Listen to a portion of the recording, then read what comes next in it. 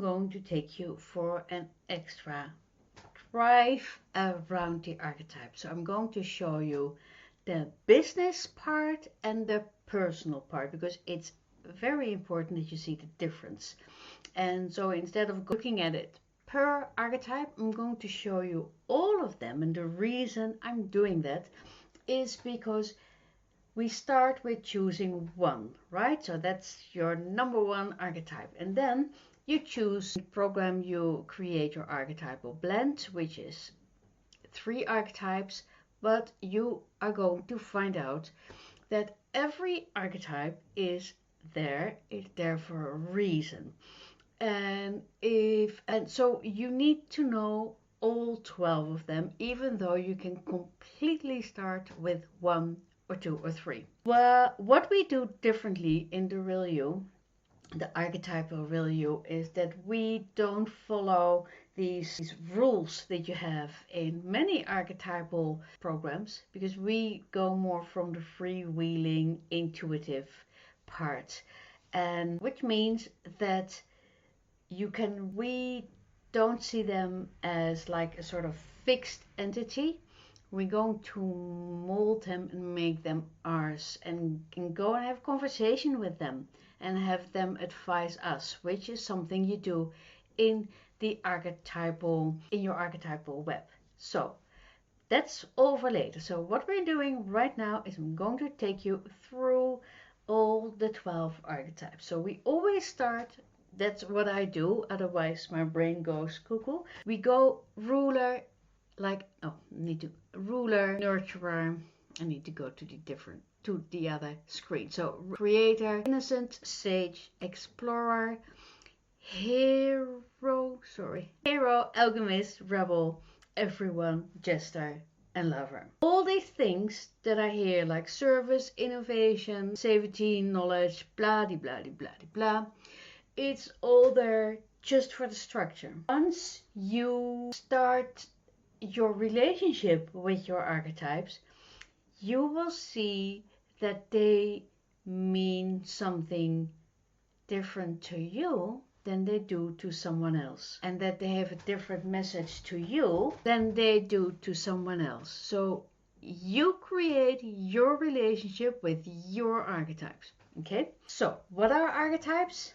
Why are there so many differences? Like I already told you, that there are like a gazillion different archetypes out there. So what I did is I started with the brand archetypes, which is these, but a whole bunch have a different name. Like the nurturer is very often being called the caregiver. The everyone is very often called the regular gal, or the everyman, or the every guy, the regular guy. The alchemist very often is called the magician, which I don't relate to that. So since the majority, almost everything of this program is being channeled, I also changed the name so that it's in alignment with the outcome of the program, which is you becoming a powerful creator. Something that I'm also doing very, very different.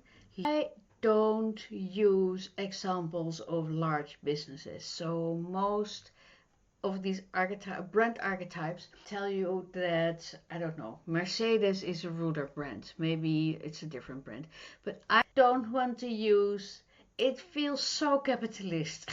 It feels so masculine and old and ugh.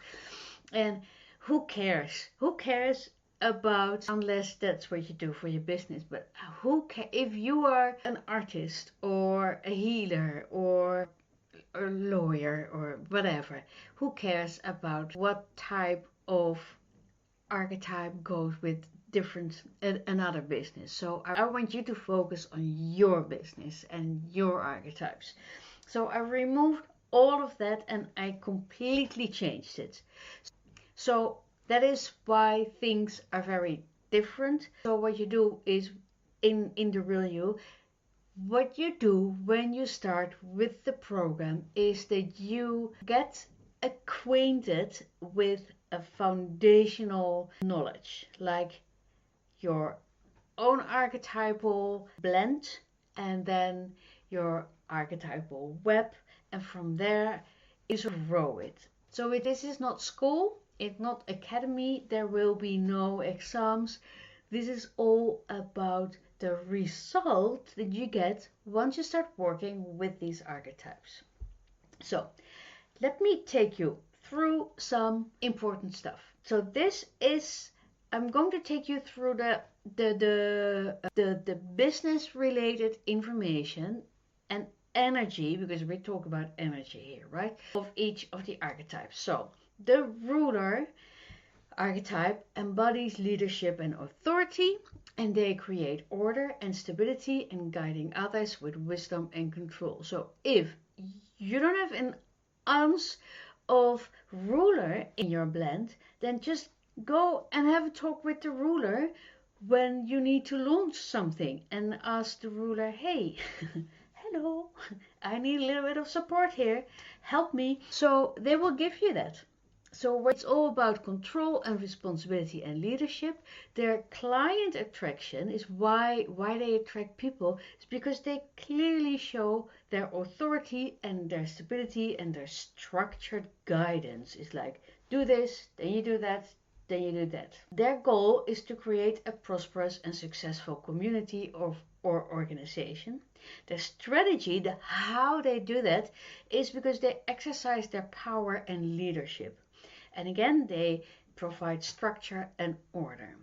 Now, their fear is that everything will end up in chaos and loss of control. That is why it's really hard for rulers if they've set up this master plan and then it doesn't work, or everything falls to smithereens, because it goes against everything. It really goes against all the energy. Their trap is rigidity. It's like, we do it like this and we will always do it like this. I'm not going to change anything. And it's like, just do it and follow me. And even when they try to cover that with something nice, they will go for it. And then the sort of shadow is, of course, domination and control. If I say shadow, by the way, it's not like, right? It's just, we're human beings, so this happens all the time. Their gift is that they can lead with wisdom and fairness and provide stability. So if you're really stuck, and for instance, because you're stuck, because you're sort of all over the place, then go and find a ruler and let the ruler look at your business and make it a wise ruler. The nurturer is driven by compassion and a desire to help others. They nurture and support and provide a sense of safety and care to those around them. So their desire is to nurture and to bring compassion into the world, because they're being driven by that. Right? So they're being driven by compassion and they want to give support. Their client attraction is how they're bringing clients, is because all the empathy they have, all the kindness, and because they build supportive relationships. Then their goal is to care for others and make a positive difference in their lives. Their strategy, how do they do it, is because they offer help and they offer support. And they create a nurturing environment. Now, their fear that they're selfish and that they neglect people. And so the trap, what happens as a consequence, or what can happen as a consequence, is that they over-sacrifice. It's like, oh, of course I help you. Sure, yes. And then they are being taken for granted by people. The nurturer, because they're so genuine, they genuinely want to help. And it's all those amazing coaches and healers who are really there to help. But like the shadow is martyrdom and burnout. And so if you think, or you are a nurturer and you are someone who is complaining because you attract freeloaders, then you might be too deep into your nurturer, into the negative part of your nurturer archetype. So then you need to go back to your desire, like, what do I really, really, really desire? And if you are a nurturer who desires to have this thriving business, then you need to start working with that. And then this nurturer energy can really be out there and be amazing. Then, so the gift is to provide unconditional care and fostering deep and meaningful connections. So that's clear, right? Then the creator. The creator thrives on innovation and imagination, and they bring new ideas to life, inspiring others with their originality and artistic vision. Now, their desire, of course, is to innovate, to express, and to bring to originality. It needs to be original. They don't want to copy, or they want to copy, but then they want to make a more expression, filled with expressions. Their client attraction is through creativity and innovation and visionary ideas, and that is the stuff that is easy to them. Now, their goal is to create something of enduring value and originality. So if you're a real creator, I mean, and when I say real creator, it means that you've got a lot of creator energy. Things like AI, art, never paint on the hands, or it's never been truly created. I mean, you will probably not feel very charmed by it. Then your goal, that's because of the innovation, right? And because of the true value and originality. Your strategy is to develop your artistic skills and encourage creative expression. What a creator wants more than anything is for other people to be creative as well. It's like, people, create something.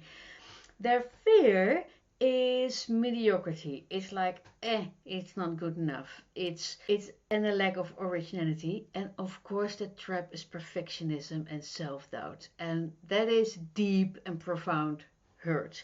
So every time you are in the trap of perfectionism or self-doubt, you think it's not good enough, it's just it's middle of the road, everybody can do it, it's so easy, which happens to every archetype, by the way. When it's trapped, it's because you're trapped in you trap your zone of genius. You trap everything that is easy to you. It's never good enough. Well, in reality, that's where the money is. Where was I?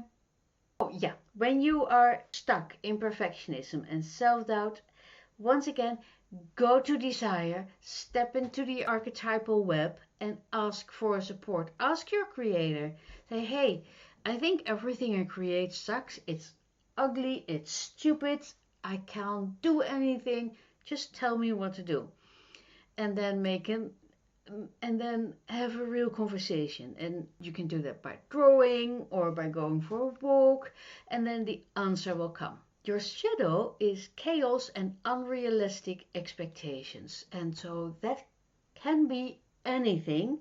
I had a really unrealistic expectation. When I was in my final year at art school, I quit because I got completely stuck in perfectionism, and I thought there will never be a book about the great artist of this world. And so I stopped. I just quit in my final year at art school, and I became an art historian, which was great, but it was also the stupid belief that if I was not like the top of the bill artist, that then my art was worthless. Just sharing, right?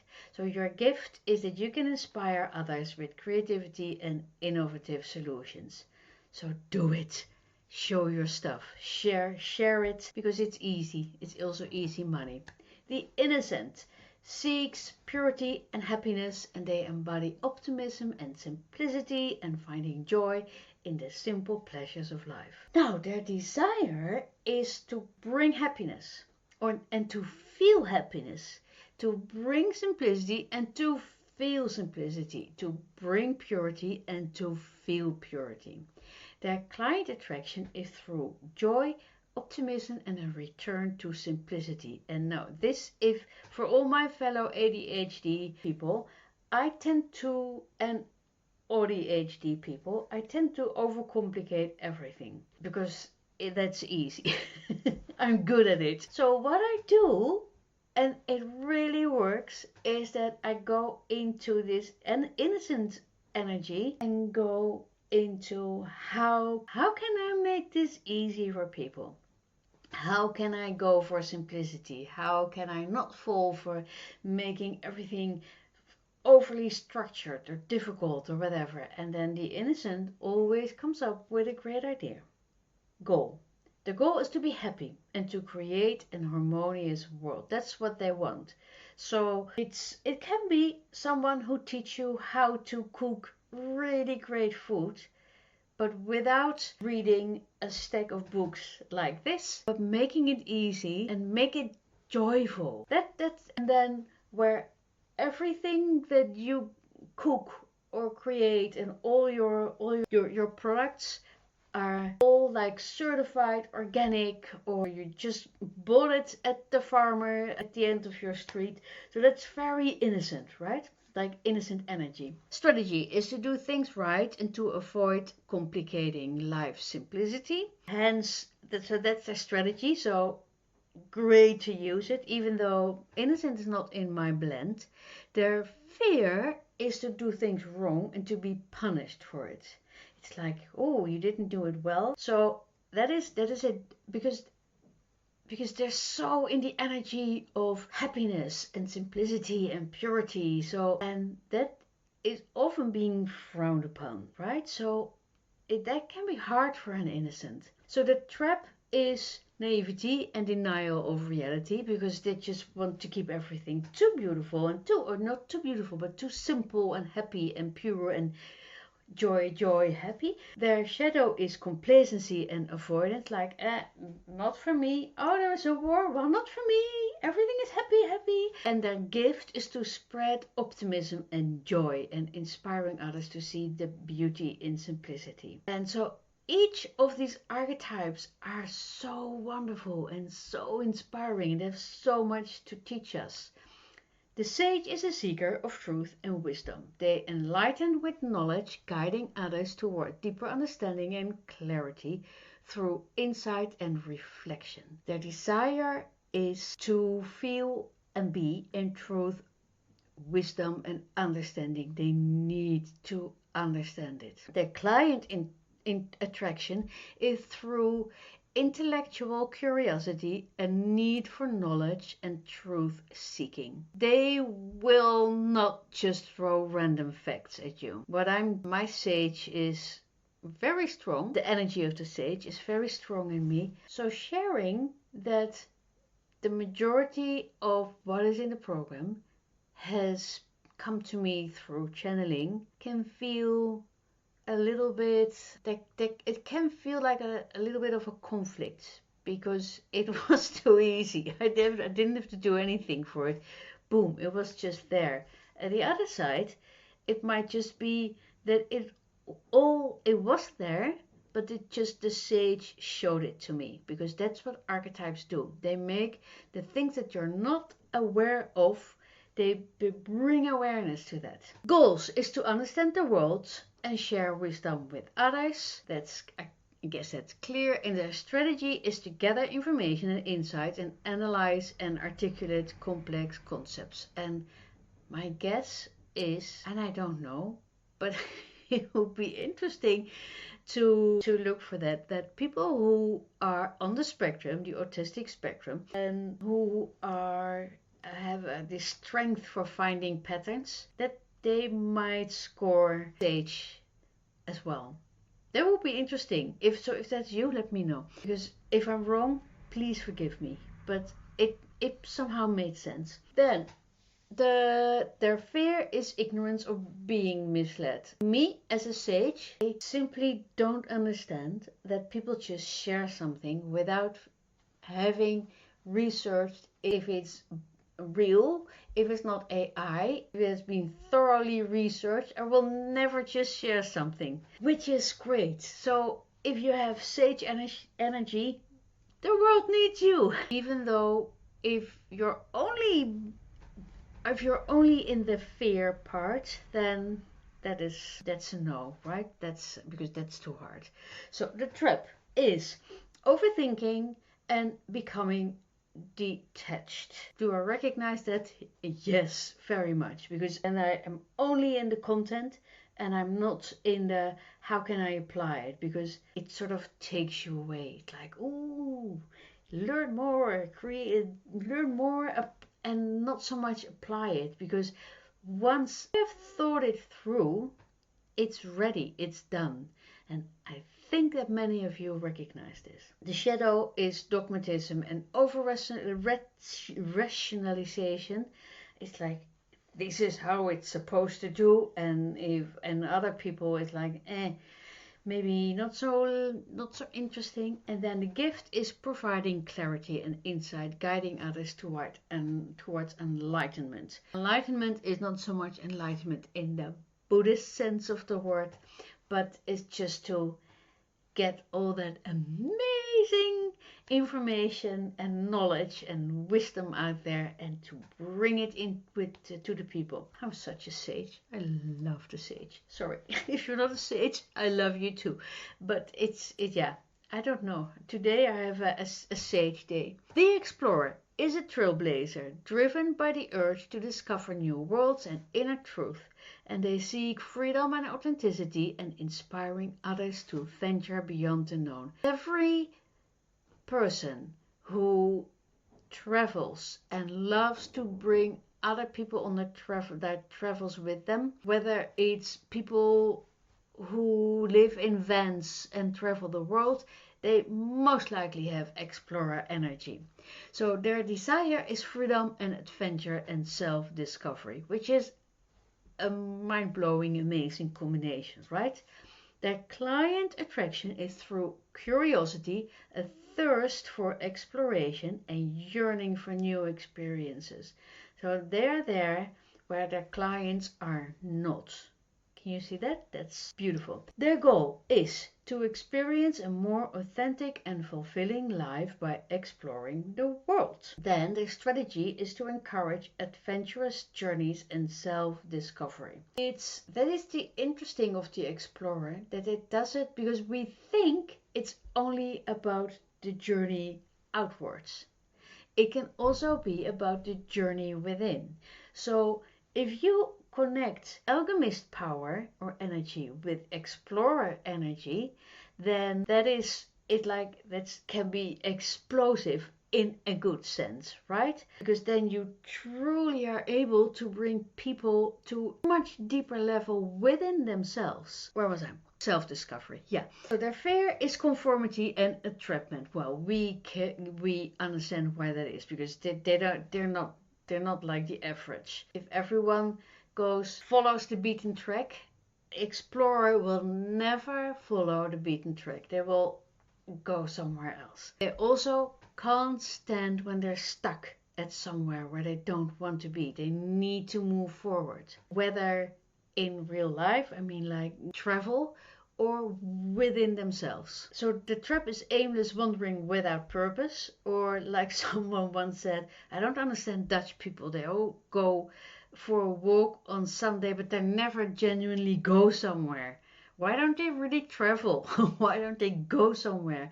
So that's a real explorer observation. Their shadow is restlessness and dissatisfaction, which makes perfect clear sense, right? Because they want to move. And their gift is to inspire others to embrace their own journey of discovery and adventure. So if you are an explorer, and even though your focus is not on moving forward or traveling or whatever outside, then remember that you got the gift for inside, right? The hero embodies courage and determination. They strive for excellence, overcoming obstacles to achieve greatness and inspiring others with their strength and resilience. Now, their desire is mastery, courage, and achievement, which, if you remember clearly, feels somewhat similar to ruler. It's very much about getting there. But the ruler is getting there because they bring order. The hero because they bring courage and mastery. So that's a different feel. And so their client attraction is through inspiration and resilience and overcoming obstacles. So everyone who has overcome obstacles in your life or because of who you are or what you've gone through, and even if you don't have any hero energy inside of you, go and check out the hero's energy to see how you can work with that in your brand and in your business and in the way you communicate with people. So the goal of the hero is to prove one's worth through courageous acts and achieving goals. It's not even so much a goal as something that they just do. It feels very natural to them. So when you're stuck and you feel you little an oomph, then go and meet a hero. That's why we look at all those little videos of people who really overcome heavy duty shit and then they still move forward. So that's the whole purpose of the hero. So their strategy is to always take on challenges and to strive for greatness and success, which can also be very, very tiresome. And so that's the whole thing for the hero. If you feel that your worth is only there when you are able to share success or your greatness or whatever, go and talk to a nurturer or an innocent or a lover to go back to the softer part of yourself. Because their fear is weakness and failure. Duh. And their trap is arrogance and overcompetitiveness.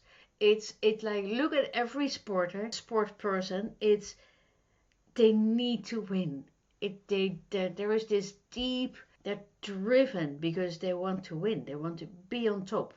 And if you're not a sporter, then you don't need to win. You just need to have fun and joy and show the world who you really are. So the shadow is hubris and aggression, and that is the result of this drive, right? So if you experience a drive, but you find out that the majority of your clients are not heroes, but they're nurturers or rebels, that would be interesting. Then you're out of alignment with your audience. So always check who is my audience, what are they, what do they need. So the gift is to inspire others with courage and the pursuit of excellence, which makes all sense. The Alchemists. The Alchemist transforms dreams into reality. They harness the power of the universe to create change, inspiring awe with their ability to manifest the extraordinary. If you feel like you're not getting what you want, what you desire, move into your Alchemist energy. If the Alchemist is not in your blend, become friends with the Alchemist, because they got like a real alchemist, or with your inner alchemist, because it's there, because they will help you. So the whole idea of the alchemist is that they transform lead into gold. That's what they want to do, like the old alchemist in the past. So their desire is transformation and vision and making dreams come true. And their client attraction is visionary transformation and unlocking potential.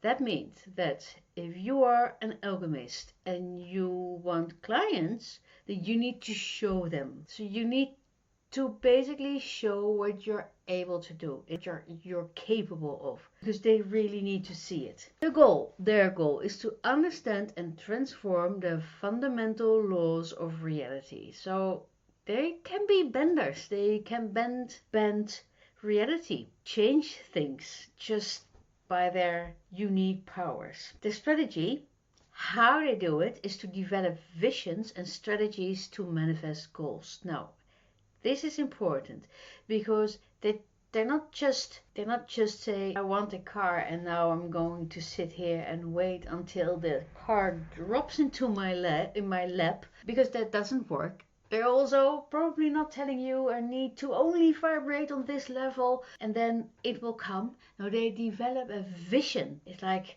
I desire to feel like this and to be in this situation, and then I'll set it all up, and then I'll set the strategies, and then I manifest what it is that I want. So that's what we do, and that's probably why it's such an alchemist program, The Real You. It's because you develop the vision and strategies to manifest goals and become a powerful creator yourself.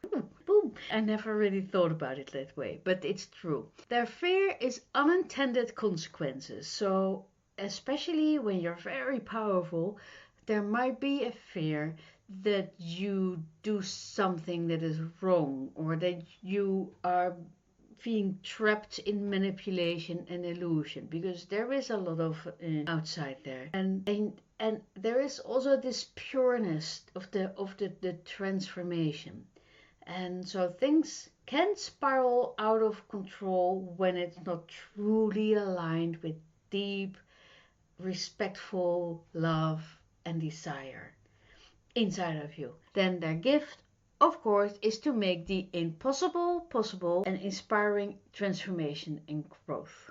So if you are an alchemist, show your progress, show what it is that you do, show not so much how, because people will find out once they work with it, but show that it's happening, because that is really super inspiring to people. The rebel represents nonconformity, individuality, and authenticity. They seek to challenge the status quo and want to offer products or services that allow their customers to express their own unique identities.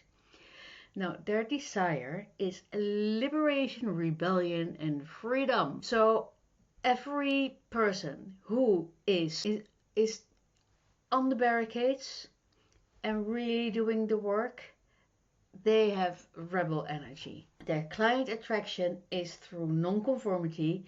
It's dissatisfaction with the status quo. That means that if you always or very often want to do things differently than what you see, then you have your rebel energy is speaking to you. It's like, I want this to be better because what I see doesn't work. I want it different.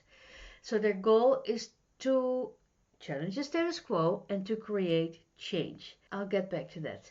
And then their strategy is to appeal to the sense of nonconformity and dissatisfaction that many people feel. So let's get back to the whole business thing. If you feel, no, let's keep it with me. I'm responsible here. I am sort of sick and tired with sort of the masculine, this is how you do it, this is the rule, and you cannot differ from the rule, this is how you do it, and everything else sucks, is not good enough, don't do it. I heard a very, very famous person say that if you just wing it, that you have already lost. And I just want to throw my phone through the room. So that appeals to people who feel the same and who are passionate about that change. That doesn't always necessarily have to be the case. It can be that people don't care about it. It's like, oh yeah, well, they do it like that, like this is something for them and this is something for them. I'm not so passionate about this whole changing the status quo. I just want ABC.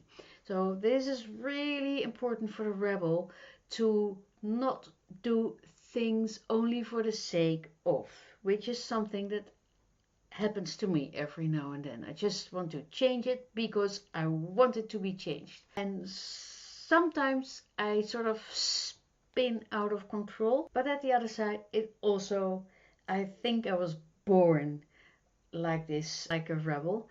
But I found out that if I connect my rebel with my nurturer, I have no nurturer energies in my blend, but if I still use that energy, that it truly becomes a force for good.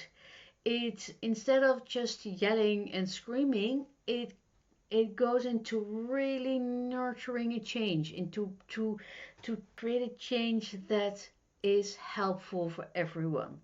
So see if you can, what happens if you mix those two, like the rebel energy and your nurturer energy. It's really cool. So fear, being controlled or oppressed, and then the trap is becoming too radical and this divisive. So that is really a trap that I truly recognize. The shadow is anarchy and chaos. I'm okay with anarchy, but my ADHD brain and my autistic brain can't deal with chaos. So that's why I need to take care of myself there. Gift is providing a sense of empowerment and the courage to challenge the status quo. So rebels are really important. They're all important, but if you need change, then find your rebel energy or go and talk to a rebel. The everyone embodies inclusivity and unity and genuine connection, and they are at the heartbeat of communities where every individual is valued and celebrated. Now, here's the thing. Very often, hear people complain when they find out they're an everyone because they think it's a little bit boring, it's middle of the road. I think that everyone's are amazing. It's like because they're so inclusive, they really embrace everyone. They're just they're the peace bringers. They're the ones who mediators, the ones who put people into a room and then they let them talk and then they wrap their energy around someone and around a group of people until there is connectedness again. So I love the everyone. So their desire is a harmonious and inclusive environment where all belong. So their client attraction is to share a vision of unity and collaboration and mutual support and authenticity.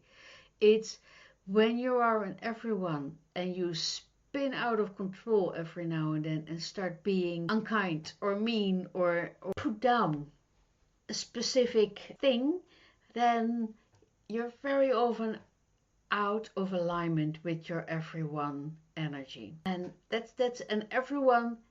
If you fully want to embrace your everyone and make people feel that they're part of your world, then never put people down or don't do it. Stay with your everyone energy. Client attraction is shared vision of unity, collaboration, mutual support and authenticity, of course.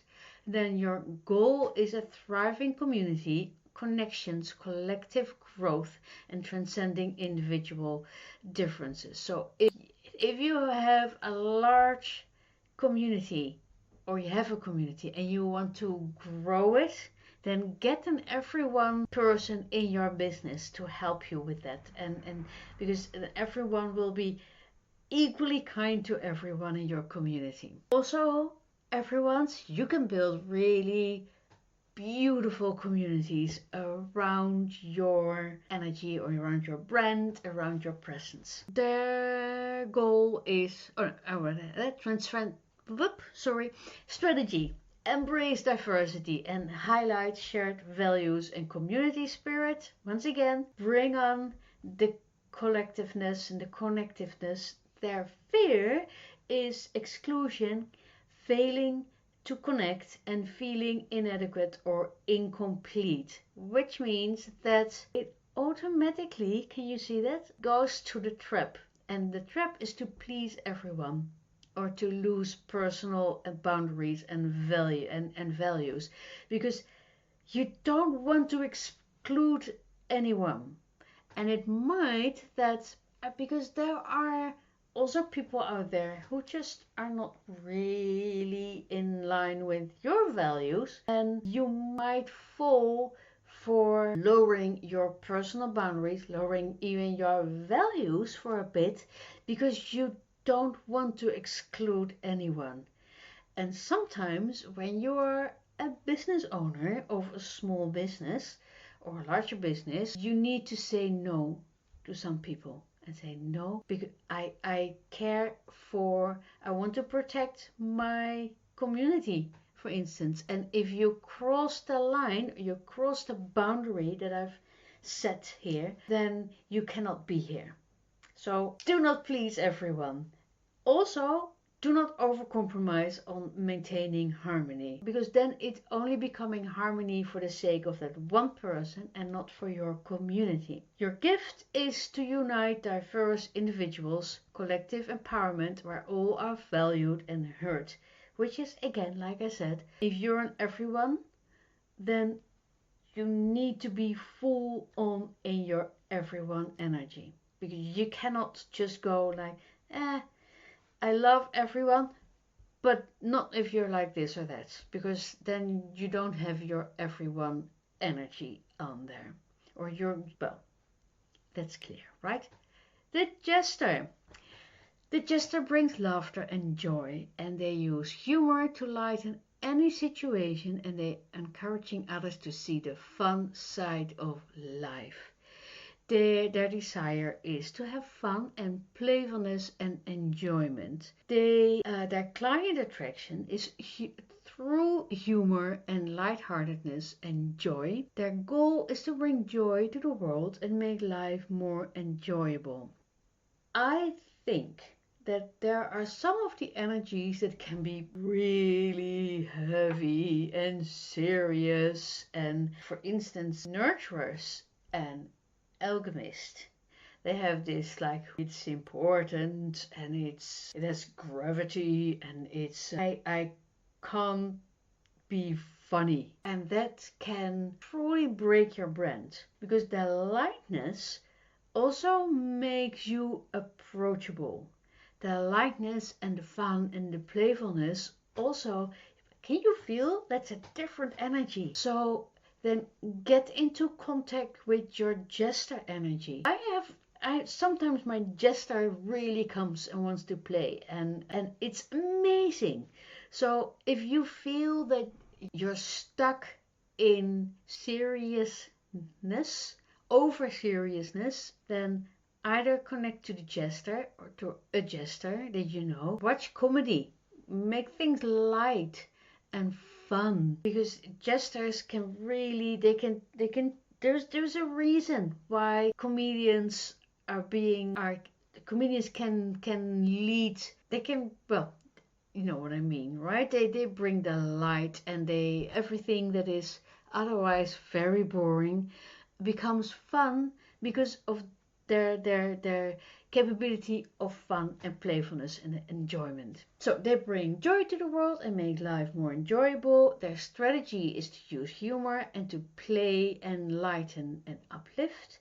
Their fear is, of course, boredom and being overshadowed, because they're so in the top. Can you see that? So they can really break through the boredom. That's a huge gift. But then there's also the shadow of the fear of being overshadowed by someone who is more fun or can bring more light in there. So I'm really curious if you recognize this.